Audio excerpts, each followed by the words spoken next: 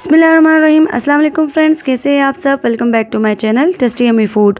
सो dear friends, आज मैं आपके लिए लाई हूँ बहुत ही ज़बरदस्त सी ट्रिक कि कैसे आप फ्रीज़र में रखे हुए जमे हुए सख्त गोश्त को चंद ही मिनटों में नरम कर सकते हैं।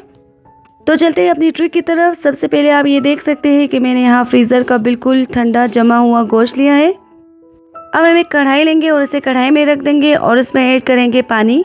पानी आपने इतना शामिल करना है कि गोश्त जो है बिल्कुल इसके अंदर डिप हो जाए।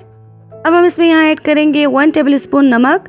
नमक जो है वो आइस को पिघलने में बहुत ही ज़्यादा हेल्पफुल होता है, तो इसीलिए आपने नमक जो है ज़रूर ऐड करना है। अब इसे चम्मच की मदद से थोड़ा सा मिक्स करेंगे और कवर करके 5 से 10 मिनट तक रूम टेम्परेचर पे रख देंगे।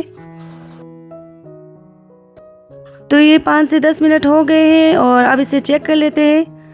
तो ये आप देख सकते हैं कि माशाल्लाह कितना अच्छे से हमारा गोश्त अलग हो रहा है और इसकी आइस भी बिल्कुल पिघल गई है। गोश्त को नरम करने के बाकी भी तरीके होते हैं, जैसे कि गर्म पानी ऐड करना और इसके अलावा ओवन में थोड़ी देर रखो तो भी गोश्त नरम हो जाता है। लेकिन इससे जो है ये नुकसान है कि इसका कलर जो है वो चेंज हो जाता है। ये जो मैंने आपको ट्रिक बताई है ये वाहिद ट्रिक है जिससे आपका गोश्त जो है वो जल्दी से नरम हो जाएगा और इसका ओरिजिनल कलर भी चेंज नहीं होगा।